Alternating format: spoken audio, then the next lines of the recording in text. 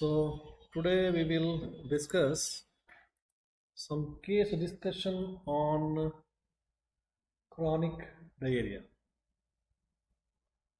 Okay, case discussion on chronic diarrhea. So what is the definition of chronic diarrhea? A diarrhea which is persisting for more than 15 days and cause is being non-infectious, because any infectious diarrhea may not persist for more than 14 days. Okay, if an infectious diarrhea is persisting for more than 14 days means it is called as persistent diarrhea or intractable diarrheas. It is not called as chronic diarrhea. Chronic diarrhea is persisting for more than 14 days and there is no history of any inflammation or infection etc. So what are the most common cause? Infection तो नहीं है, infection के अलावा कुछ और cause है, इसी की वजह से हमेशा क्रॉनिक डायरिया हो सकता है. फॉर एग्जांपल मिल्क एलर्जी से हो सकता है, बच्चे को है मिल्क एलर्जी है, इसकी वजह से इसको बार बार डायरिया हो रहा है, ये हो सकता है क्रॉनिक एलर्जी. और फूड इंटॉलरेंस से हो सकता है और सम अदर एलर्जिक प्रॉब्लम से हो सकता है. ठीक है, और सीलियाक डिसीज से हो सकता है. ठीक है, और फैट का माल एब्जॉर्प्शन हो रहा है, इसकी वजह से हो सकता है, जैसा सिस्टिक फाइब्रोसिस है. So it is not because of infection or inflammation, it is because of non-infectious cause. So this is the main thing in chronic diarrhea. Chronic diarrhea is the one which persists for more than 14 days and the cause is being non-infectious. So let us discuss about this case. A 18-month-old white boy in the sense थोड़ा fair है, ठीक है. So 18-month-old white boy belonging to Rajasthan manifest failure to thrive, poor appetite and abdominal distension. Okay. As per mother, the boy passes daily 5 to 6 times stool since last 3 to 6 months. So he has been well till 9 months of age. Later, when mother started with the weaning food and he started administering the food other than the breast milk, when mother started administering the food other than breast milk and other solid food substances, this complaint started. This is what mother says. जब तक उसको breast milk चल रहा था तो कोई दिक्कत नहीं था. जब ब्रेस्ट मिल्क के अलावा बाकी भी बाहर से कुछ देना शुरू कर दिए तो उसको ये सभी प्रॉब्लम शुरू हो गया. This is what mother says. So his growth curve at present is flattering. If you see the growth curve of this child, presently growth curve is coming down and birth weight of this child is 2.5 kg and at 9 months he is weighing about 7 kgs. Now the child is 18 month old. ठीक है, but mother को पता है कि 9 month में इसका weight क्या था. At 9 month the weight is now 7 kg. Weight was 7 kgs. The present weight अभी पता नहीं है, अभी देखेंगे. The present weight of the child is 8 kg. Okay, present weight of the child is 8 kg. Now the question is what are the most common possibilities. क्या हो सकता है इस बच्चे को? बर्थ वेट 2.5 kg था, 9 मंथ में वो 7 kg था और 18 मंथ में ऑलमोस्ट नेक्स्ट 10 मंथ्स में बच्चे का सिर्फ 1 kg बढ़ा. ठीक है, सिर्फ 1 kg बढ़ा. So now we have to see what are the most common possibilities. It number 1, whether it is a giardiasis, whether this is a celiac disease, or whether this is cystic fibrosis, or whether this is pancreatitis. Now look at the case very carefully. 18-month-old boy, white boy बता रहा है. white मतलब शायद कुछ particular race को वो ये कर रहा है. ठीक है, वो जो भी है, राजस्थान. सो नॉर्थ इंडिया में आता है राजस्थान. जो मेन डाइट हमें पता है यहाँ का वीट है. ठीक है, ठीक है. Rajasthan manifest failure to thrive and poor appetite and abdominal distension. 3 important symptoms are there. One is child is not gaining the weight. Another one is poor appetite is there. Abdominal distension bhi hai. So as for the mother, the boy passes about 5 to 6 times stool. एक दिन में 5 से 6 बार पास करता है. ये कब से शुरू हुआ? पिछले 3 to 6 मंथ में. मतलब बच्चे का एज जो 15 मंथ्स हो गया या 14 मंथ हो गया, उसके बाद ये तीनों प्रॉब्लम उसको शुरू हो गई। मदर नोटिस कर रहे हैं इसका वेट नहीं बढ़ रहा है, भूख भी नहीं लग रहा है, और जो है उसका थोड़ा बहुत पेट भी फुला हुआ है। थोड़ा बहुत when you take the past history, this is clear. He was been well 9 month of age. 9 महीने तक वो एकदम सही था, क्योंकि मदर जो है 9 महीने तक उसको ब्रेस्ट मिल्क दे रही थी। मतलब ब्रेस्ट मिल्क जब उसको चल रहा था उसको कोई प्रॉब्लम नहीं था। And if you see at the age of 9 month the weight gain is 7 kg. At the age of 9 month the weight gain is 7 kg. We know that एक साल में बच्चे का जो है ऑलमोस्ट 6 kg वेट बढ़ता है बर्थ वेट से। सो बर्थ वेट उसका 2.5 है, सो प्रोबेबली द 8.5 kg उसका होना चाहिए एक साल में। अब ये 9 मंथ में हम बता रहे हैं, तो 9 मंथ में जो है इसका वेट जो हुआ था 7 kg, और नहीं सही है। So that means up to 9 month she baby is on exclusive breast feeding, वहां पे कोई दिक्कत नहीं था, ठीक है, वेट भी सही था। बट अभी अगले 10 महीने में क्या हुआ, सिर्फ 1 kg बढ़ा। चेंज क्या हुआ, ब्रेस्ट मिल्क इसको कम किया गया, और उसके बाद उसको जो है बाहर का कुछ देना शुरू कर।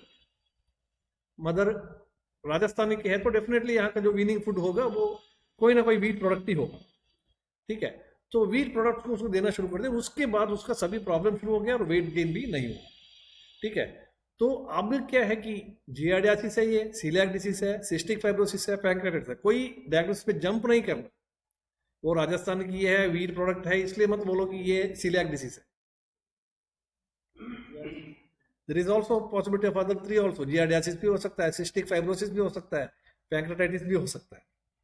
Anyway, so this is the case, now we will discuss it. Now, this condition is most likely looks like a celiac disease. Okay, because child was okay till 9 months of age, and after introduction of the weaning food, the mostly wheat, okay, as he belongs to UP Rajasthan, जो भी है, the problem started. Okay, at present he has failure to thrive. अभी क्या है, उसका failure to thrive है 7 kg, मतलब 18 महीने का बच्चा है और उसका वेट 8 kg है, ठीक है। तो ये एक्यूट malnutrition में आता है, तो ये तो सीधा एक्यूट malnutrition में आ गया, ठीक है। So the present he has got failure to thrive and growth chart is flat. 9 month he was 7 kg which was up to expected level. 9 month में उसका 7 kg था, वो सही था, और उसके बाद कोई ना कोई प्रॉब्लम हुआ। thereafter for the next 6 months he has gained only 1 kg, which clearly shows that failure to thrive is there, or failure to gain the weight, although there is no much loss of weight. अब यहाँ पे एक चीज आपको देखना है, child is 7 kg से बच्चा जो है 8 kg में चला गया, 1 kg वेट का गेन हुआ, बट लॉस नहीं हुआ। जो वेट उसने जो गेन किया था उसका मेंटेन रहा, वो लॉस नहीं। ऐसा नहीं है कि वो 7 kg से 6 kg में आ गया, ठीक है। So all the problem started after introduction of the weaning food. जैसे एक बात तो यहाँ पे क्लियर है कि all the problem started after the introduction of the weaning food in the form of wheat preparation. Mother से हमने पूछा तो मदर ने बोला कि हमने व्हीट बेस्ड जो भी डाइट उसको दिया गया। Now, celiac disease is an enteropathy which is caused by the permanent sensitivity to the gluten in genetically susceptible individuals. Okay, in most of the cases, 80 to 90% of the cases, जो genetic susceptibility है वो HLA DQ2 और DQ8 है, ये जो particular gene का जो problem. Okay, now everybody who is present in north India, everybody who is taking wheat is not prone to develop coeliac disease, ऐसा तो नहीं है, ठीक है। नॉर्थ इंडिया में या व्हीट प्रिपरेशन जो लेने वाले हैं वो जो थोड़ा जेनेटिकली ससेप्टिबल है, थोड़ा जेनेटिक टेंडेंसी उसको है, वो लोगों के लिए ये ज्यादा कॉमन। समझ में आ गया? ऐसा नहीं है कि सभी को हो जाए, ऐसा नहीं है। जिसको थोड़ा एलर्जी का हिस्ट्री है, जिसका घर में कोई ऑटो इम्यून डिजीज का हिस्ट्री है पहले से, ठीक है, और जो जेनेटिकली थोड़ा बहुत तो इसके लिए प्रीडिस्पोजेबल है, उसको होने का चांसेस ज्यादा। Now what are the clinical features? Clinical features, the main symptoms are diarrhoea, growth failure, and anemia. These are the classical symptoms.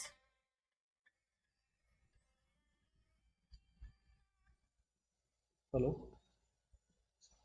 हाँ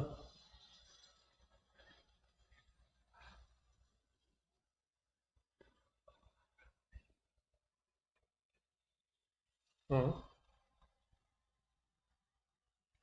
हम्म।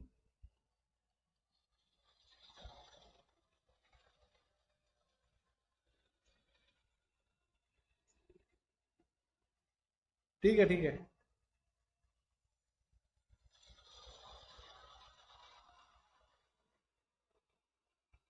हम्म। ठीक है, ठीक है, okay. So the main symptoms are diarrhea, growth failure, and anemia, and these are the classical symptoms. Okay, and anemia is called as refractory anemia and will not respond to iron. ये इसका important चीज है। Refractory anemia का मतलब क्या है? The anemia which is not responding to iron is called as refractory anemia. जैसे rickets में भी हम बोलते हैं refractory rickets. The rickets which will not respond for vitamin D supplementation is called as refractory rickets. वैसे anemia which will not respond for iron is called as refractory anaemia. Iron देने के बाद respond नहीं कर रहा, उसका मतलब क्या है? आयरन को एब्जॉर्ब करने वाला कोई ऐसा चीज है, वही अफेक्टेड है ना। आयरन आप कितना भी दे रहे हैं बट उस आयरन को कोई एब्जॉर्ब करने के लिए कोई है ही नहीं है, कुछ ऐसा चीज हो रहा है, इसलिए जो है ये हो रहा है। ठीक है, तो it will not respond to iron. Why there is anaemia in coeliac disease? मैंने बताया कि one of the protein which is present in the wheat is gluten. That gluten when comes to the stomach it is converted into gliadin. ठीक है, gliadin. Gliadin is actually half digested protein. वो पूरा digestion नहीं हुआ है, half digestion हुआ है। But ये जो ग्लियाडिन है ये थोड़ा इम्यूनोलॉजिक बन जाता है। ठीक है, हाफ डाइजेस्टेड प्रोटीन है ना, ये थोड़ा इम्यूनोजेनिक है। So what actually happens is this gliadin when comes down, stomach से नीचे आ गया डिओडिनम में, तो डिओडिनम में बहुत सारे रिसेप्टर्स होता है जो आयरन को एब्जॉर्ब करता है। आयरन का एब्जॉर्प्शन में जो हेल्प करता है, वैसे बहुत सारे रिसेप्टर्स डिओडिनम में होता है। तो ये जो ग्लियाडिन है ये आयरन को जो एब्जॉर्ब करने वाला जो रिसेप्टर्स है उसके साथ मिल जाता है, एक कॉम्बिनेशन बन जाता है। ठीक है, और जब ये कॉम्बिनेशन बन गया तो उसके बाद जो है इंटेस्टाइन का जो विलाई है, विलाई का जो गैप है, उस गैप के थ्रू जो है ये विलाई की जो एंटेरोसाइट्स है, सेल्स है, उसके अंदर आ जाता है। बेसिकली जो ग्लियाडिन है वो एक इम्यूनोलॉजिक है, इम्यूनोजेनिक है। अब वो मिल गया किसके साथ? आयरन रिसेप्टर्स के साथ। अब दोनों मिलके कहां पे आ गए? इंटेस्टाइन का जो एंटेरोसाइट्स है उसके अंदर आ गए।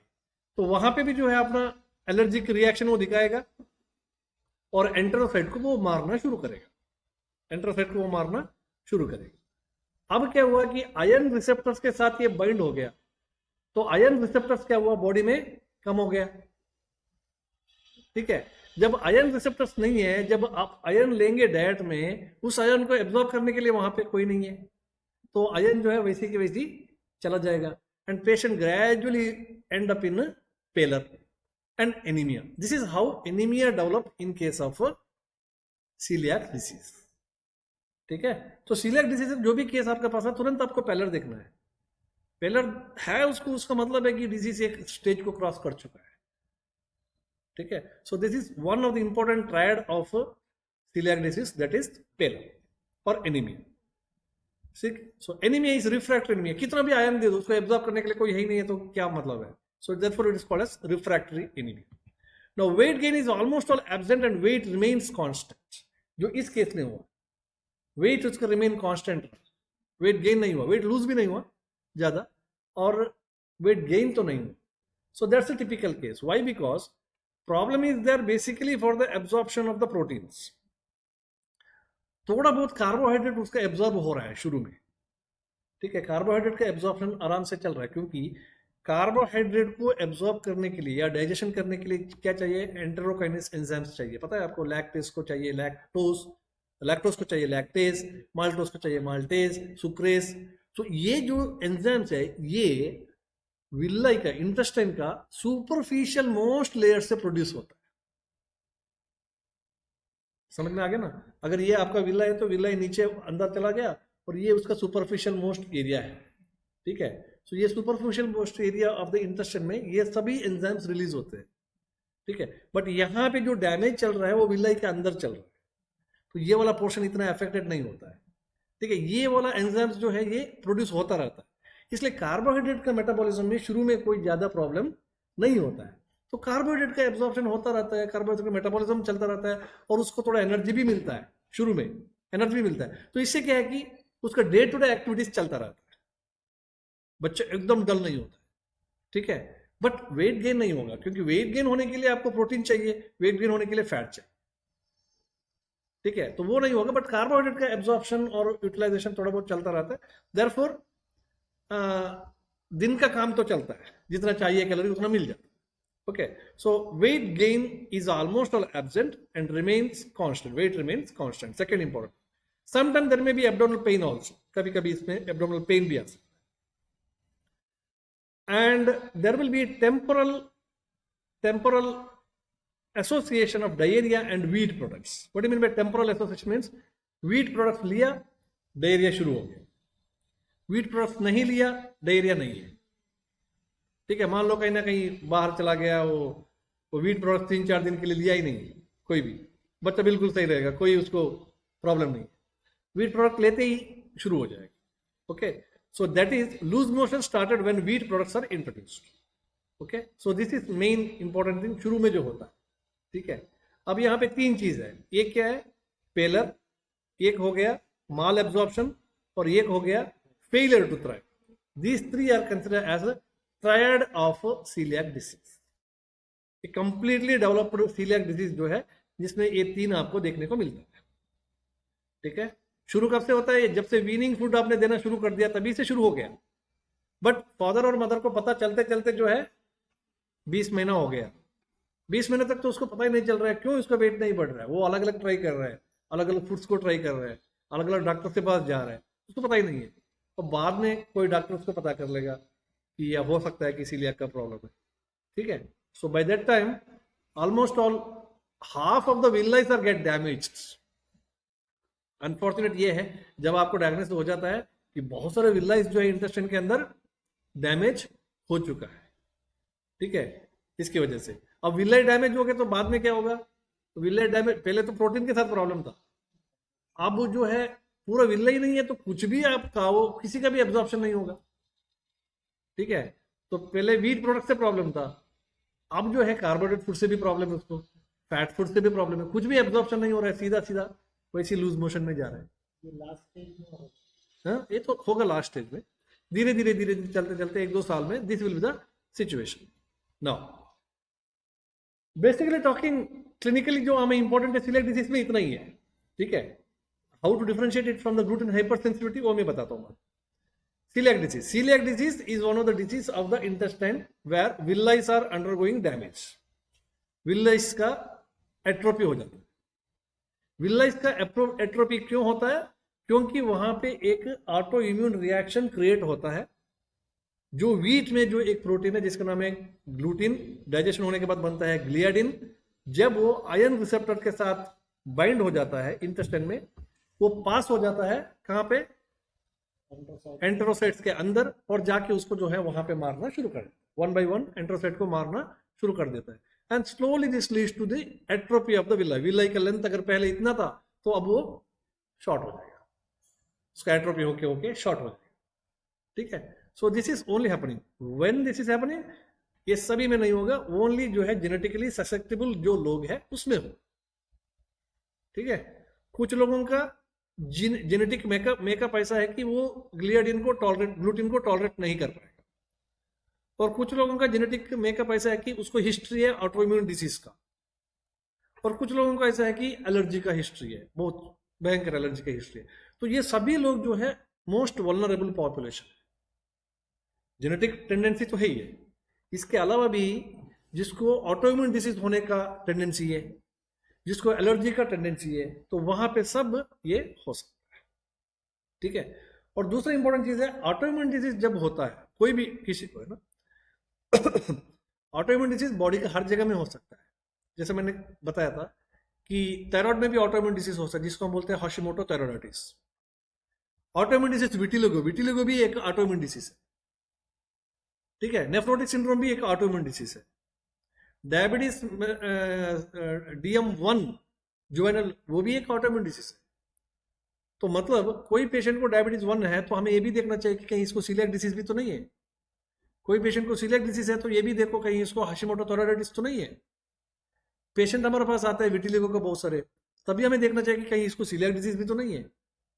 क्योंकि ऑटोइम्यून डिसीज अगर एक है तो दूसरा भी ऑटोइम्यून डिसीज होने का चांसेस ज्यादा रहता है। आखिर सब तो एलर्जी है एक टाइप का, इम्यून का एग्जैगरेशन तो चल ही रहा है, इम्यून सिस्टम आपको ओवर एग्जाइट हो रहा है, ठीक है। So this possibility is there. Now इतना आप इसका बेसिक समझे तो मोर देन सफिशिएंट, इससे ज्यादा इतना, बट इतना तो समझना चाहिए, ठीक है। प्रेजेंटेशन कैसे होगा? This is one of the disease which is a chronic disease. ऐसा नहीं कि ये 10-15 दिन में होने वाला है, इसलिए as a paediatrician high suspicion रहना चाहिए। कोई भी बच्चा, मदर बोल रहे हैं सर इसका वेट नहीं बढ़ रहा है, ऐसे नहीं बोलना चाहिए, तुम दूध नहीं पिलाते होगे ठीक से। ये एक तो सस्पिशन आना चाहिए आप, कहीं ऐसा तो नहीं है। एज कितना है? वो बोल रहा है 9 महीने है सर, पहले इसका वेट सही था सर, पहले सही था, अभी 2-3 महीने से ऐसे चल रहा है इसका। अब आपको पूरा एंटेना अलर्ट होना चाहिए। This may be the starting point of coeliac disease. जब से उसको बाहर का कुछ खाना देना शुरू कर दिया, इसका वेट गिरना शुरू हो गया, तो इसको निगलेक्ट नहीं करना चाहिए, इसलिए इट्स वेरी इंपॉर्टेंट। कभी कभी तो मदर एग्जैगरेट करती है, हमें भी पता है, बट फिर भी स्पेशली सिचुएशन को, देश को देखते हुए, कौन सा देश में आप है, ठीक है, नॉर्थ इंडिया है, यहाँ पे सीलियाक डिसीज का इंसिडेंस ज़्यादा है, ठीक है, तो आपको तुरंत जो है सस्पिशन में आना चाहिए, ठीक है। या कभी कभी sometime this is also possibility कि मदर सिर्फ ये बोल रहे कि बहुत ज़्यादा पेशाब करता है, बच्चा तो करता है कोई बात नहीं, हम तो ऐसे ही बोल के भेज देते हैं, ठीक है। So this is the initial point of diagnosis of diabetes 1, ठीक है। सर ये पहले रात को नहीं उठता था सर, अभी रात में 2-3 बार उठता है। हम बोलते हैं वो ठंड बढ़ गया ना, इसलिए वजह से शायद ऐसा हो रहा है, ठंड की वजह से हो रहा है। नो, ऐसा नहीं है। ये होता है क्लिनिकल सेंस। क्लिनिकल सेंस होता है कि अगर बढ़ रहा है तो डेफिनेटली, पहले जो बच्चा नहीं उठता था रात को अभी उठ रहा है, उसका मतलब है कि ये पॉलीयूरिया में जा रहा है बच्चा पॉलीयूरिया में जा रहा है, तो हो सकता है कि वो डायबिटीज 1 है, हो सकता है उसको सीलियाक डिसीज भी है उसके साथ, ठीक है। तो this is called as clinical sense, ठीक है।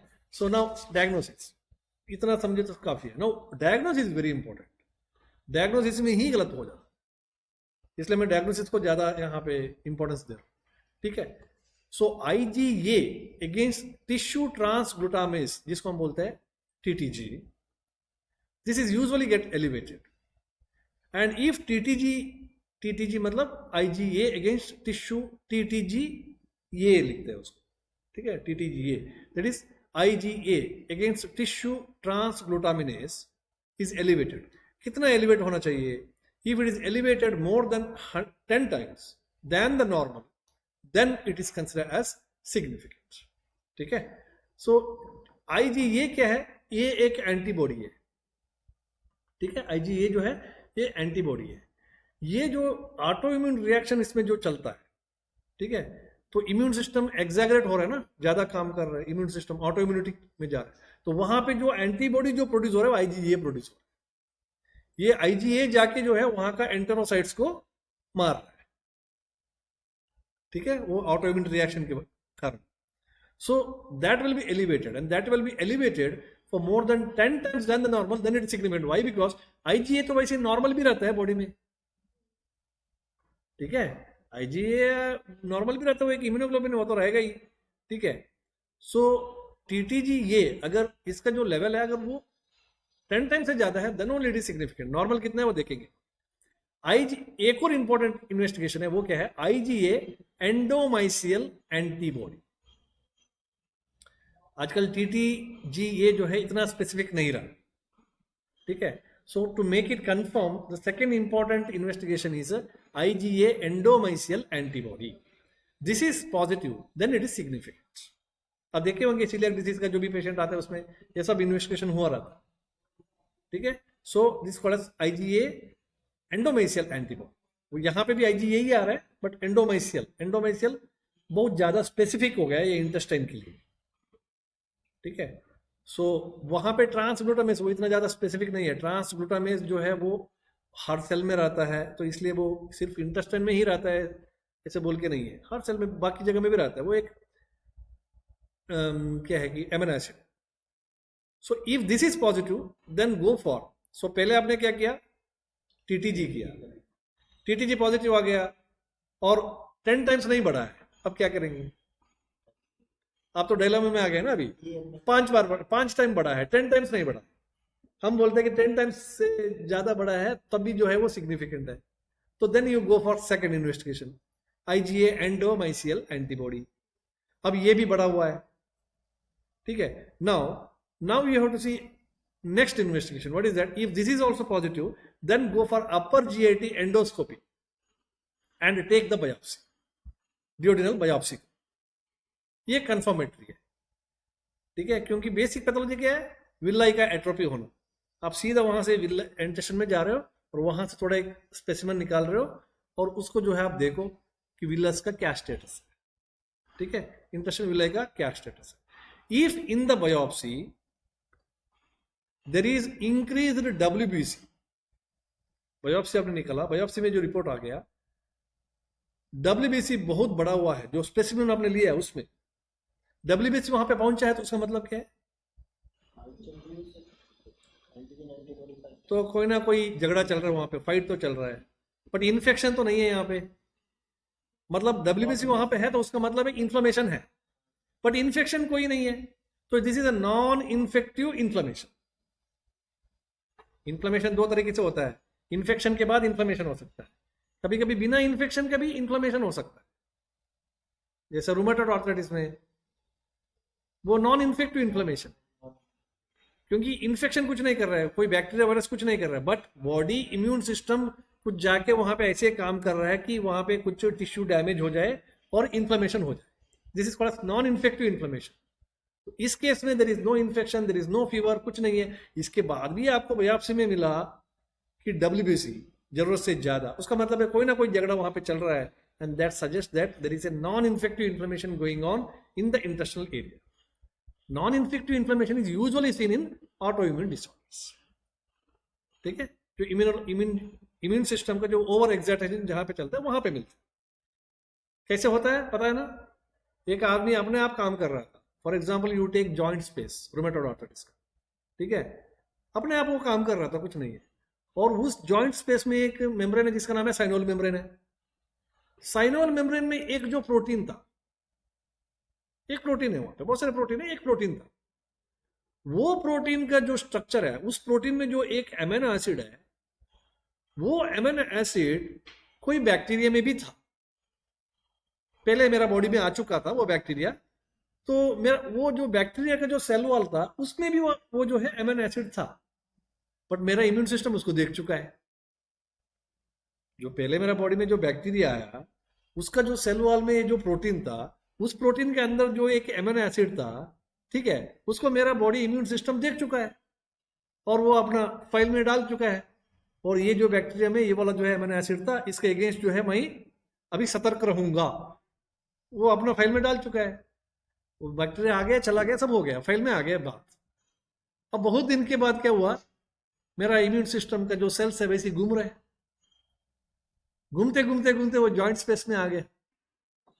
जॉइंट्स अब काम नहीं है ना उसके पास, जॉइंट स्पेस में जब आ गया तो उसको देख रहा है कि यहाँ पे भी एक प्रोटीन है, हाँ इसके अंदर भी एक एमिनो एसिड है, अच्छा यार ये तो एमिनो एसिड वैसे ही लग रहे हैं जो पहले जो बैक्टीरिया में आया था।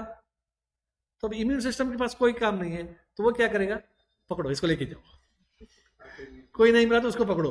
तो ये सोचता है कि ये बैक्टीरिया वाला जो एमिनो एसिड ही है, प्रोटीन का एमिनो एसिड है बोल के उसको अटैक करना शुरू कर, ठीक है, नॉर्मल एक प्रोटीन उसको अटैक कर दिया, इम्यून सेल्स आ गया तो झगड़ा तो हो गई, झगड़ा हो गया, झगड़ा हो गया, इम्यून सेल्स जो है वहां पे डिपॉजिट हो गया, वहां पे इम्यून सेल डिपॉजिट होते ही जो है टिश्यू डैमेज हो गया, टिश्यू डैमेज होते जो है इन्फ्लेमेशन हो गया, बट ये इन्फ्लेमेशन जो है non infective inflammation. This is how an immune problem can also, immune excitation leads to problem. जितना भी ऑटोइम्यून डिसीज में यही चलता है, स्टार्टिंग फ्रॉम नेफ्रोटिक सिंड्रोम, ये वो सब में यही चलता है। Okay, now this is the thing. Now, if this is also WBC is more than 1300 enterocytes, ठीक है, more than 100 enterocytes में, along with the partial or total villus atrophy, ये biopsy का रिपोर्ट है, then it is confirmatory. So this is confirmatory report of celiac disease. So 3 investigation हमेशा करना जरूरी है, IgA TTG के लिए, IgA एंडोमाइसियल एंटीबॉडी के लिए, और एक biopsy. Suppose if the TTG is raise to 2 to 3 times, जो मैंने बताया, ज्यादा नहीं बढ़ा है, 2 to 3 टाइम्स बढ़ा, 10 टाइम्स नहीं बढ़ा है, एंड एंडोफेसियल एंटीबॉडी इज एब्सेंट, अब क्या करेंगे? टीटीजी ज्यादा बड़ा नहीं है और एंडोफेसियल एंटीबॉडीज है ही नहीं है।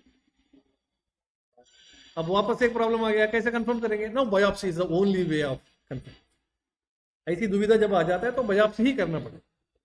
टीटीजी लेवल पे बड़ा नहीं है, एंडोफेसियल एंटीबॉडी नेगेटिव है, ठीक है। अब इसको डायग्नोस करने के लिए एक ही मार्ग बचा है, biopsy. Okay, so now if in biopsy, ये तो मैंने बता दिया, if in biopsy the WBC is more than 30 to 100 enterocytes, then it suggests the partial or total villus atrophy. ये तो होगा।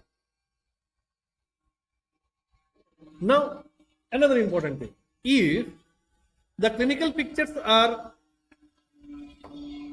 compatible with the diagnosis, the positive intestinal biopsy with or without serological positive reports,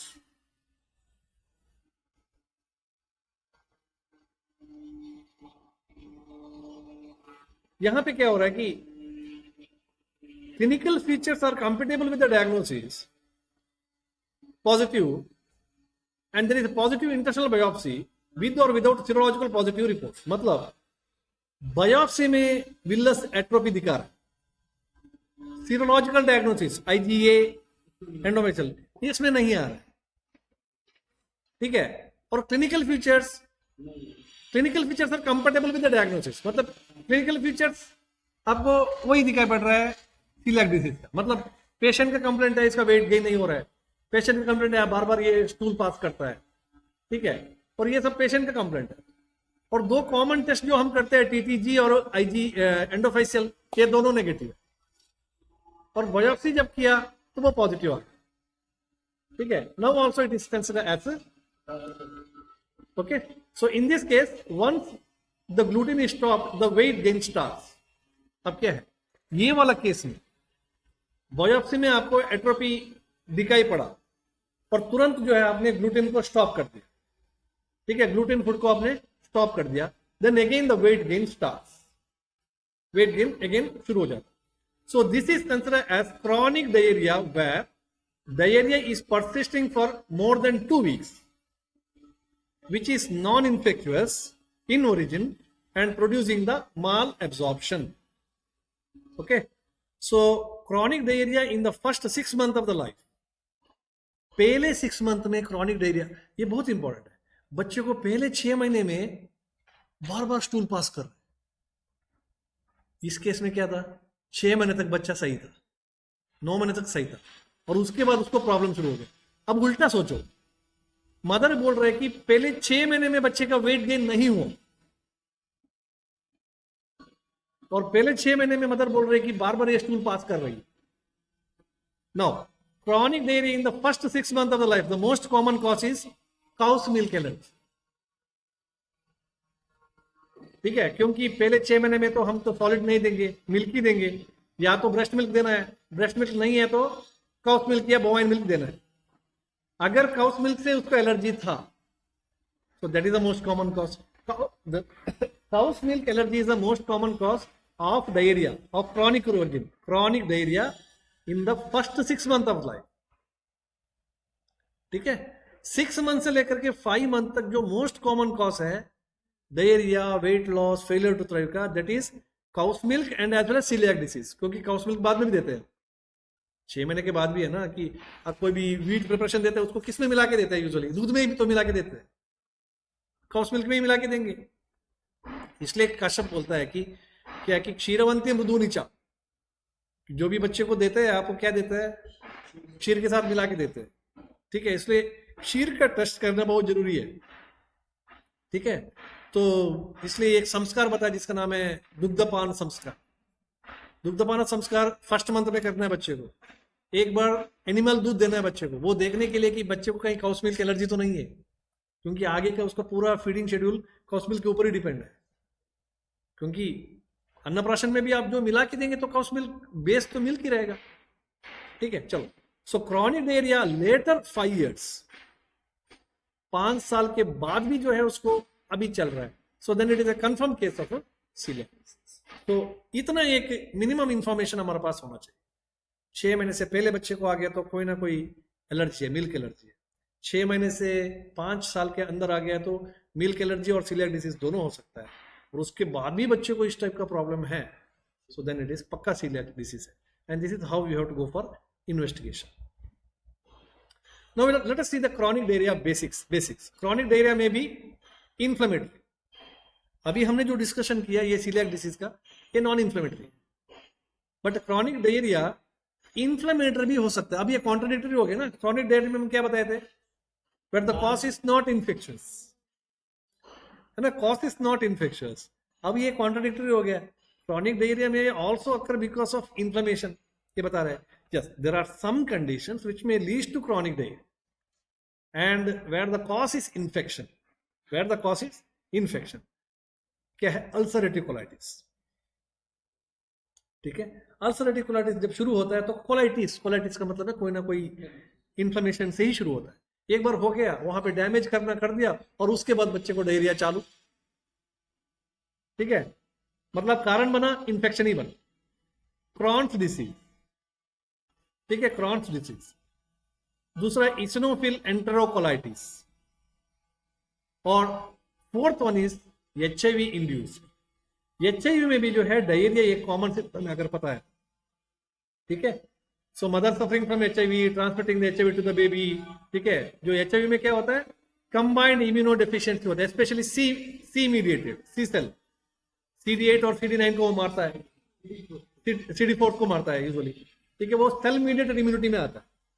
ठीक है, तो cell mediated immuno deficiency रहता है वहां पर, तो इसकी वजह से भी डायरिया हो सकता है। इन्फेक्शन को वो कंट्रोल नहीं कर पाता क्योंकि सेल मीडिएटेड इम्यूनिटी कम है आपका। सेल मीडिएटेड इम्यूनिटी का मतलब क्या है, लोकल पुलिस है। ठीक है, local police.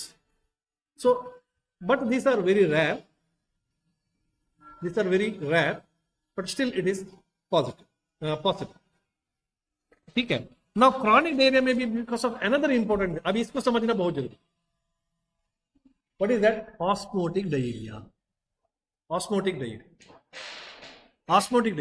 and another one is secretory diarrhea, another one is altered, दोनों इधर उधर हो सकता है। now we will discuss this is very important। ठीक है, ऑस्मोटिक डायरिया और सेक्रेटरी डायरिया, जब भी किसी को भी डायरिया होता है, आपका फर्स्ट स्टेप ये होता है कि आप डिसाइड करो ये डायरिया ऑस्मोटिक डायरिया है या सेक्रेटरी डायरिया, ये बैक्टीरियल डायरिया है या वायरल डायरिया है या एलर्जिक डायरिया, ये सब बात का बात। पहला आपका स्टेप होता है कि decide these two things, whether it is osmotic diarrhoea और whether it is secretory diarrhoea. What is mean osmotic diarrhoea? Osmotic diarrhoea अभी देखेंगे आगे हम। This is most commonest in the childhood and causes are pancreatic insufficiency, bacterial overgrowth, lactase deficiency and coeliac disease. ठीक है, what exactly it is I will explain. Yes, this is the most common diarrhoea in children. ठीक है, most common cause of chronic diarrhoea is cow's milk allergy or cow's milk intolerance, while the most common of acute osmotic diarrhea is rotaviral diarrhea. ये तो आपको differentiate करना पड़ेगा। अभी we have got two types of diarrhea, one is osmotic, another one is secretory. As the name suggests, osmotic, इसका मतलब क्या है, यहां पे जो है आपको ऑस्मोसिस होने के लिए सोल्यूट, सॉल्ट्स, ये सब चाहिए, है ना। तो यहां पे ऑस्मोटिक डायरिया का मतलब है कि कोई ना कोई एक सोल्यूट बढ़ा हुआ है या कोई ना कोई एक सोल्यूट कम हुआ है। जैसा ग्लूकोज भी एक सोल्यूट है, सोडियम है, पोटासियम है, इसमें थोड़ा इधर उधर हो गया। ठीक है, इसकी वजह से डायरिया हो, हम देखेंगे वो क्या है। और सेक्रेटरी का मतलब क्या है, सिक्रीशन ज्यादा हो। एक सेल जो है जरूरत से ज्यादा सेक्रेट कर, सेल हमेशा जितना चाहिए उतना ही सेक्रेट करता है, ऐसा नहीं करता है। बट कभी कभी वो ज्यादा सेक्रेट करता है, कब, कोई ना कोई इरिटेशन हो गया तो वो करता है। जैसा आपको कोई ना, यूजुअली जो है आंख से पानी नहीं आता, बट अगर कोई इरिटेशन हो गया तो आंख से पानी आना शुरू हो जाता है, सेक्रेशन आना शुरू हो जाता है। सिमिलरली इरिटेशन, दिस इरिटेशन में be of any types, irritation एक इन्फेक्शन भी हो सकता है, एलर्जी भी हो सकती है, या कुछ भी हो सकता है, दैट वी विल सी। ठीक है, so when now see what you mean bye osmotic digestion, पहले हम देखेंगे। When lactose rich food enters the intestine, बच्चा सिर्फ शुगर ही शुगर खा रहा है, मीठा बहुत ज्यादा खा रहा है, लैक्टोज फूड, दूध ज्यादा ले रहा है, दूध में भी तो लैक्टोज ही है। ठीक है, when lactose rich food enters the intestine, it has to be digested in the small intestine, उसका डाइजेशन होना है स्मॉल इंटेस्टाइन में। और ग्लूकोज को, कार्बोहाइड्रेट को डाइजेस्ट करने के लिए जो एंजाइम्स चाहिए, एंटेरोकाइनेज बोलते हैं हम उसको, वो कहाँ से प्रोड्यूस होता है? मैंने बताया सुपरफिशियल लेयर ऑफ इंटेस्टाइन से प्रोड्यूस होता है। ठीक है, सो अब क्या है कि बहुत ज्यादा लोड दे दिया आप, है ना, मीठापन बहुत ज्यादा दिया, कार्बोहाइड्रेट बहुत ज्यादा गया, so now it may not be get digested. आपने इतना खाया, जैसा शादी में जाके रसगुल्ला वगैरह खा ही लेते हैं हम, ऐसे फ्री में मिल गया बोल के, ठीक है, जिलेबी भी खा लिया, रसगुल्ला भी खा लिया, पूरा मीठा मीठा अंदर जा रहा है। ठीक है, उतना लैक्टोज कहाँ से बनेगा? बनना भी तो चाहिए लैक्टोज वहां पे। ठीक है, छोटा बच्चा तो और ज्यादा प्रॉब्लम है। So it may not be digested, so if the lactose is overloaded, then there will be lactose enzyme deficiency. ठीक है, तो लैक्टोज एंजाइम ही नहीं है, तो वहां पे लैक्टोज ओवरलोड हो गया। अब लैक्टोज बेसिकली एक शुगर है, शुगर का अगर वहीं पे स्टोर हो गया, कोई भी शुगर को जब स्टोर करेंगे तो धीरे धीरे इंटेस्टाइन से आगे जाना शुरू करेगा वो, और लार्ज इंटेस्टाइन में पहुंचेगा। लार्ज इंटेस्टाइन में पहुंचते ही वहां पे बैक्टीरिया है, बैक्टीरियल फ्लोरा का बहुत सारे बैक्टीरिया है लार्ज इंटेस्टाइन। अब शुगर और बैक्टीरिया साथ में आ गया तो फर्मेंटेशन हो जाएगा। स्मॉल इंटेस्टाइन में कुछ नहीं होगा, लार्ज इंटेस्टाइन में, क्योंकि स्मॉल इंटेस्टाइन में इतना ज्यादा ये बैक्टीरिया नहीं है, बट लार्ज इंटेस्टाइन में जाते ही वहां पे बैक्टीरिया, जिसको हम बोलते हैं इंटेस्टाइनल बैक्टीरियल फ्लोरा। ठीक है, तो वहां पे वो फर्मेंट हो गया। अब फर्मेंट हो गया तो पता है आपको क्या होगा? फर्मेंट होने के बाद एसिडिक सब्सटेंस प्रोड्यूस होता है, CO2 प्रोड्यूस होगा, गैस प्रोड्यूस होगा, एसिडिक सब्सटेंस बनेगा। ठीक है, so lactose left undigested and propel into the large intestine, and in the large intestine there will be different types of bacteria which causes fermentation of the lactose and it is converted into lactic acid. fermentation होते वो lactic acid बन गया, and as a result क्या हुआ? pH of the stool will go into change. pH of the stool become acidic. Hello, नमस्ते। हाँ, ठीक है, क्रेनियम सिर्फ हेड का, सिर्फ है, हाँ सिर्फ हेड का। ठीक, ठीक है, सो अब क्या हुआ कि लैक्टिक एसिड बन गया। अब ये लैक्टिक एसिड किसके साथ मिलेगा? स्टूल के साथ मिलेगा, तो स्टूल का पीएच क्या होगा? एसिडिक हो जाएगा। So result the pH of the stool becomes acidic. ठीक है, so but bacteria can not ferment all the lactose, है ना, लैक्टोज जितना भी आ रहा है सभी लैक्टोज को वो फर्मेंट नहीं कर पाएगा। So some lactose escape and pass acid in the stool, so we find some reducing substances. समझ में आ रहा है? PH of the stool become acidic. ठीक है, मैक्सिमम तो एसिडिक में कन्वर्ट हो जाएगा। और बैक्टीरिया है ना, ये तो सभी जो है लैक्टोज इतना लोड के हिसाब से आ रहा है, सबको फर्मेंट नहीं कर पाएगा। थोड़ा बहुत लैक्टोज वैसी जो है आधा डाइजेशन होके आ जाएगा। ठीक है, कोई भी ग्लूकोज है उसका नेक्स्ट स्टेज कौन सा है? रिड्यूसिंग सब्सटेंस बनता है। बेनेडिक्ट सोल्यूशन में डालते हैं ना आप लोग, बेनेडिक्ट सोल्यूशन डालते ही जो है कलर चेंज होता है, that depends upon the reducing substance which is present in the urine. ठीक है, ग्लूकोज तुरंत जो है रिड्यूसिंग सब्सटेंस में कन्वर्ट हो जाता है। तो कुछ रिड्यूसिंग सब्सटेंसेस मिलेगा और स्टूल का पीएच चेंज हो जाएगा। अगर ये दो चीज है तो इसका मतलब डायरिया कौन सा है? Osmotic diarrhoea. Diarrhoea is osmotic diarrhoea. ठीक है, तो वहां पे फर्मेंटेशन हुआ है, फर्मेंटेशन होने के बाद लैक्टिक एसिड बना। एसिड जब टच करेगा म्यूकस मेम्ब्रेन को दर्द तो होगा, so there will be pain. ठीक है, फर्मेंटेशन हुआ, फर्मेंटेशन होने के बाद बहुत सारे गैस प्रोडक्शन हुआ, तो वो गैस भी तो आएगा साथ। तो stool passes with lot of flatus and with sounds. ठीक है, so this is how you have to diagnose. First आते ही जो है इतना तो देखो, और ये जो है एसिड है जब नीचे नीचे आएगा एनल एरिया तक आ जाएगा। एनल एरिया बच्चे का बहुत सॉफ्ट है, एसिडिक सब्सटेंस एनल एरिया को ऐसा टच किया तो क्या होगा, वहां पे तो पूरा लाल लाल हो जाएगा 3-4 बार स्टूल पास करने के बाद. तो एनल एस्कोरिएशन और anal reddening will be there. And these 3-4 things are there that suggest that this is a osmotic diarrhea. Pos कुछ भी हो, osmotic diarrhea तो है. ठीक है, osmotic diarrhea, different types of glucose का जो है कार्बोहाइड्रेट का एब्जॉर्प्शन ठीक से नहीं हो. ठीक है, न्यूबॉर्न बेबी है, 1 महीने का बच्चा है और मदर बहुत ज्यादा पिला रही है दूध जिसमें लैक्टोस है और बच्चे का इंटेस्टाइन अभी मेच्योर नहीं हुआ है. It may lead to this problem. This is called as temporary, क्या है कि क्या बोलते हैं इसको, transient lactose intolerance. Transient lactose intolerance. ठीक है, न्यूबॉर्न में. एक पीएम के बच्चे में भी ये हो सकता है. पीएम के बच्चे में, पीएम के बच्चे में क्या है कि प्रोटीन बहुत कम है पीएम के बच्चे में, और जो भी लैक्टेस वगैरह बनता है वो बेसिकली प्रोटीन है. अब उसके बॉडी में इतना भी प्रोटीन नहीं है कि लैक्टेस बने. जब लैक्टेस नहीं बना तो जो भी थोड़ा बहुत दूध वो बच्चा लेगा वो भी डाइजेशन नहीं हो पाएगा. And that also leads to the formation of fermentation सब होगा, और वहां पे भी जो है आपको लैक्टोस इंटॉलरेंस मिलेगा. But it is called secondary lactose intolerance. It is secondary to PM. पहले वाला जो ट्रांसिएंट है, ट्रांसिएंट. और कुछ लोगों में ये होता है कि उसका बॉडी में जेनेटिकली कुछ प्रॉब्लम होता है जिसकी वजह से लैक्टेस बनता ही नहीं या कम मात्रा में बनता है. बनता ही नहीं है या कम मात्रा में बनता है. वेस्टर्न पीपल में बहुत ज्यादा है. That is called primary lactose intolerance.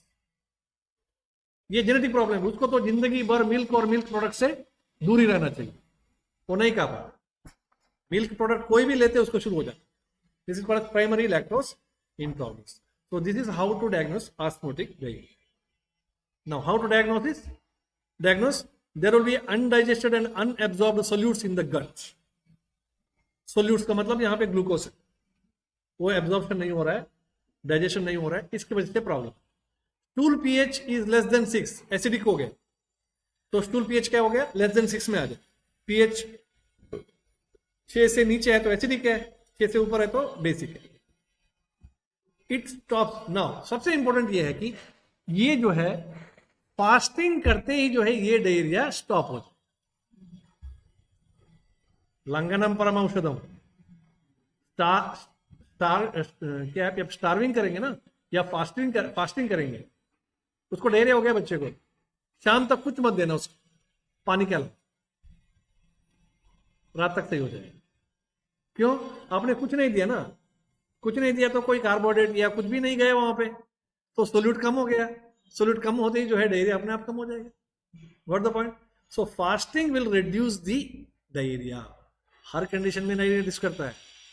ठीक है, आयुर्वेद ने बताया कि सब में लंघन करना चाहिए, सभी में नहीं है, वो खुशी में है. ऑस्मोटिक डायरिया में लंघन काम करता है, बाकी इसमें नहीं करेगा. ठीक है, इसलिए एक दो सुबह का मिस किया, दोपहर का मिस किया, शाम को अपने आप सही हो गया, इसका मतलब वो क्या था, ऑस्मोटिक डायरिया था. ठीक है, शादी में जाने के बाद यही होता है usually. Now stool osmolal gap is present. इसके बारे में हम देखेंगे. Stool osmolal gap. इतना फोन आ रहा है. हेलो, हाँ सर ಹೇಳಿ. ಕ್ಲಾಸಲ್ಲಿದೆ. ಅದೇ ಅದೇ ಮ್ಯಾಟರ್ ಅಲ್ವಾ. ಹಾ,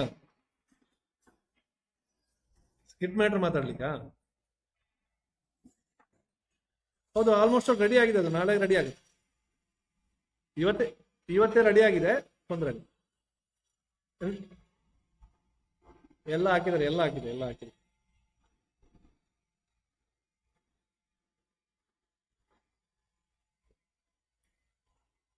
ನಾವ್ ಎಲ್ಲ ಕಡೆ ಆಕ್ಟಿಂಗ್ ಮಾಡೋರಿ ಅಂತ ಆಗ್ಬೇಕಂತೀನಿ. ಎಲ್ಲ ಕಡೆ ನಾವು ಇದ್ದೇವೆ ಬಿಡಿ. ಓಕೆ.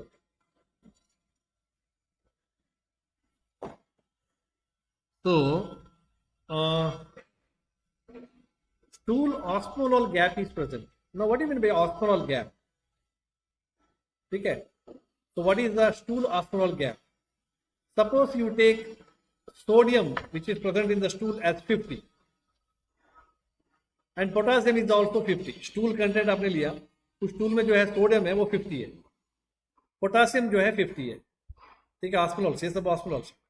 ये एक फॉर्मूला है, what is that, 290 minus 2 into sodium plus potassium, that is 290 minus 2 into 50 plus 50, कितना हुआ, 290 minus 2 into 100, that is 290 minus 290 minus 200, that is equal to 90। ये जो फॉर्मूला है ऑस्मोल गैप को कैलकुलेशन करने के लिए, 290 minus 2, 290 minus 2 into sodium plus potassium, this is the formula. ये फॉर्मूला आपको याद रखना चाहिए। अब क्वेश्चन आएगा 290 कहां से आ गया, इसको हमने एक स्टैंडर्ड ले लिया ना, कैसे है, ये टोटल ऑस्मोलैरिटी है, this is the total osmolarity, I will discuss about the total osmolarity. उससे हम माइनस कर रहे हैं, 290 minus 2 into sodium plus potassium in the stool, that gives the osmolar gap, ठीक है। सो यहां पे क्या हुआ, ऑस्मोलर गैप कितना, प्लस 90 हुआ, plus 90। So stool osmolar gap is positive, stool osmolar gap is positive.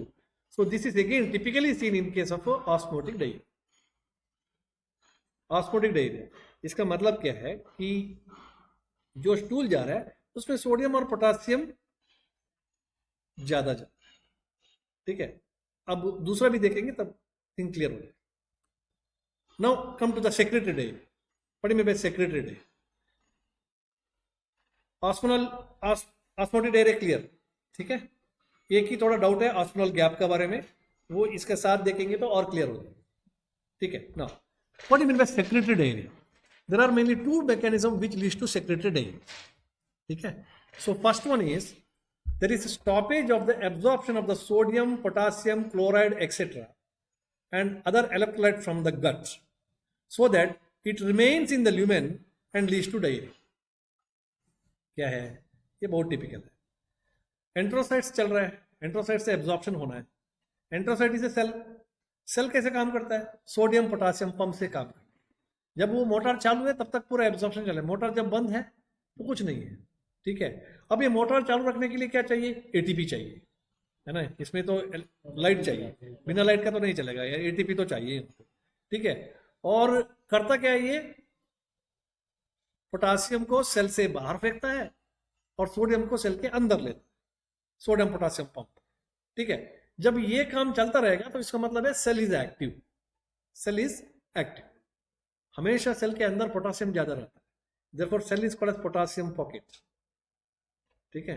तो वो रहना चाहिए, वो जब रहेगा तभी तो पंप चालू होगा, नहीं तो पंप चालू नहीं होगा। सेल कोशिश करता है कि इस पोटासियम को बाहर फेंकने का, तो बाहर फेंकते वो सोडियम अंदर जाएगा, सोडियम अंदर जाते उसके साथ वाटर भी आ जाएगा, वाटर आ जाएगा तो उसके साथ जो है जितना भी न्यूट्रिएंट्स है वो भी चला जाएगा अंदर। तो ये एक छोटा सा चीज है, इसके बिना कुछ चलता नहीं है। सो सोडियम पोटासियम पंप को किसी तरीके से अगर डैमेज हो गया, जैसे कोई भी इन्फेक्शन हुआ, वो सेल को डैमेज कर दिया, उसमें इरिटेशन हो गया, तो अब क्या हुआ, ये पंप गड़बड़ हो गया, ठीक है। ये पंप गड़बड़ होते ही जो है इंटेस्टाइन से जितना भी चीजें एब्जॉर्ब होना है सोडियम के साथ, वो अंदर नहीं जाएगा, वो कहां पे रहेगा, वो ल्यूमेन में रह जाएगा, it is remains in the lumen. समझ में आ रहा है, पोटासियम पंप काम नहीं कर रहा है, सोडियम पोटासियम पंप चालू नहीं हुआ है, तो एब्जॉर्प्शन कैसे होगा, अंदर नहीं हो रहा है। तभी जो है जितना भी आपका पास सोडियम था, पोटासियम था, कैल्शियम था, जितना भी जो है उनसे सब वो ल्यूमेन में रह गए। अब ल्यूमेन में रहने के बाद क्या करेगा, वो धीरे धीरे धीरे आगे बढ़े, कहीं ना कहीं से एब्जॉर्ब होता है तो ठीक है, नहीं एब्जॉर्ब तो और आगे बढ़ेगा, आगे बढ़ते बढ़ते बढ़ते आ गया कहां पे, लार्ज इंटेस्टाइन में आ गया। अब क्या होता है देखिए, तो this is one pathology. Total क्या हुआ, ल्यूमेन में जो है फ्लूइड बढ़ गया, क्योंकि फ्लूइड का एब्जॉर्प्शन नहीं हुआ, क्योंकि सोडियम का एब्जॉर्प्शन नहीं हुआ। सोडियम और वाटर जो है दोनों अच्छे फ्रेंड्स है, सोडियम गया तो वाटर भी चला जाता है उसके साथ। अब यहाँ पे सोडियम ही नहीं गया, अब सोडियम भी रुक गया, वाटर भी रुक गया और ल्यूमेन पूरा भर गया। अब ये जो भरा हुआ है वो क्या, धीरे धीरे धीरे धीरे आगे जाएगा, ये डायरिया का रूप में बाहर जाए। This is one pathology which causes secretory diarrhoea. दूसरा, there is a damage to sodium potassium pump, मैंने बोल दिया इसको, ठीक है। तो secretion of the sodium potassium pump, okay. So stool contains, अब क्या होगा, स्टूल का इलेक्ट्रोलाइट का क्या हाल है स्टूल में? स्टूल में बदला है product।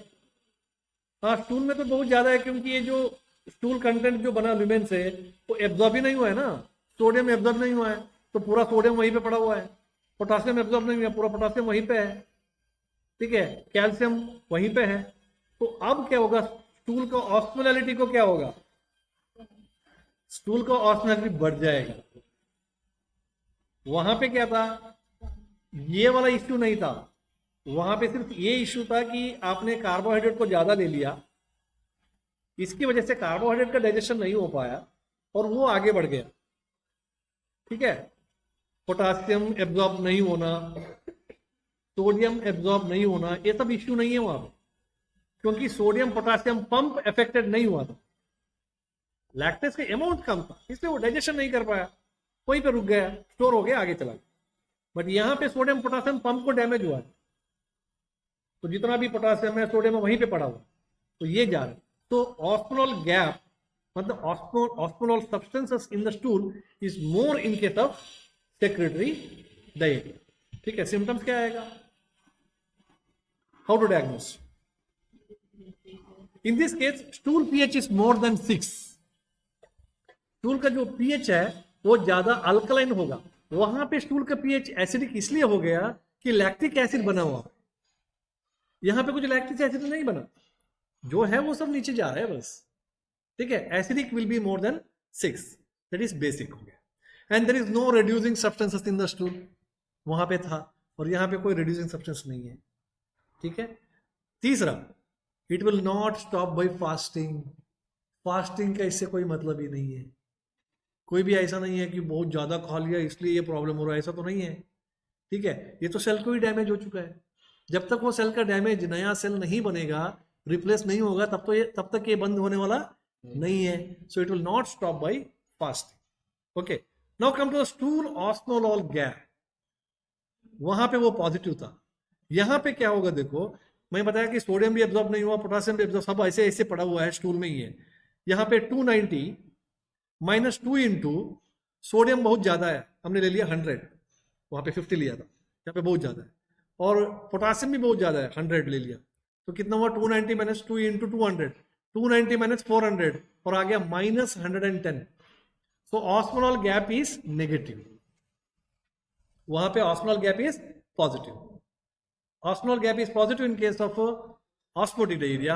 Osmolar gap is negative in case of secretory diarrhea. यहाँ पे क्यों ज्यादा है आपको पता है, कोई एब्जॉर्ब ही नहीं हुआ है, वैसे ही पड़ा हुआ है, सब स्टूल में आ गया, ठीक है। वहां पे कोई भी सोडियम पोटासियम सब नहीं आया था, सिर्फ जो आया था वो लैक्टोस आया था, ठीक है। So stool osmolal gap is negative and this is typically seen in case of secretory diarrhoea. So now you have to identify these two important things. So there will be excess excretion of electrolyte in the stool, which may be due to certain neurohumoral methods, anxiety, stress, etc., which leads to chronic diarrhea. ठीक है. While certain infectious acute condition like rotavirus, bacterial infections may also lead to same when there is a toxin damages the sodium potassium pump of the enterocytes. Now, ये दोनों clear हो गया. अब ये acute भी हो सकता है, chronic भी हो सकता है. Osmotic diarrhea may be an acute. Osmotic diarrhea may be a chronic. Osmotic diarrhea, secretory diarrhea may be acute. Secretory diarrhea may be chronic. दोनों हो सकता है. Osmotic diarrhea एक्यूट कब होगा? शादी में जाके बहुत ज्यादा खा के आ गए, ठीक है, वो तो एक्यूट हो गया. मीठा मीठा बहुत ज्यादा खा के, वो एक्यूट डायरिया हो गया, ठीक है. ऑस्मोटिक डायरिया क्रॉनिक नहीं, आपका इंटेस्टाइन का जो ऊपर वाला जो लेयर है, जो इंटेस्टाइन का जो लेयर है जिसमें से एंट्रोकिन सब प्रोड्यूस होता है, अगर वो नहीं है, ठीक है, वो लेयर डैमेज है तो क्रॉनिक भी जा सकता है. या आपका टेम्पररी लैक्टोस इंटॉलरेंस वाला है, प्राइमरी लैक्टोस इंटॉलरेंस वाला कंडीशन है, तो वहां पे सब है, तो वो ऑस्मोटिक डायरिया है बट क्रॉनिक में जाएगा. सेक्रेटरी डायरिया हो सकता है एक्यूट. सेक्रेटरी डायरिया में क्या होना चाहिए? सोडियम पोटेशियम पंप को डैमेज होना चाहिए. रोटावायरल डायरिया एक्यूट है. रोटावायरस सीधा जाके सभी इंटेस्टाइनल सेल्स को डैमेज कर देता है, तो फटाफट सभी इंटेस्टाइनल सेल्स जो एब्जॉर्ब करना छोड़ देता है, तो सब कुछ कहाँ पे रह गया, ल्यूमेन में रह गया, पूरा जा रहा है, पूरा एक दिन में 30-40 बार जा रोटावायरल, ठीक है, एक्यूट कंडीशन है, ठीक है। सिर्फ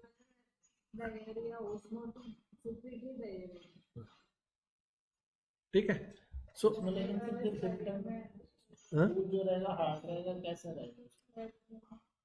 एक मिनट, सो कहाँ पे दी सेक्रेटरी डायरिया एक्यूट हो गया, सेक्रेटरी डायरिया में भी also chronic sometime, okay, secretory diarrhoea भी क्रॉनिक हो सकता है, फॉर एग्जाम्पल विच में बी ड्यू टू सर्टेन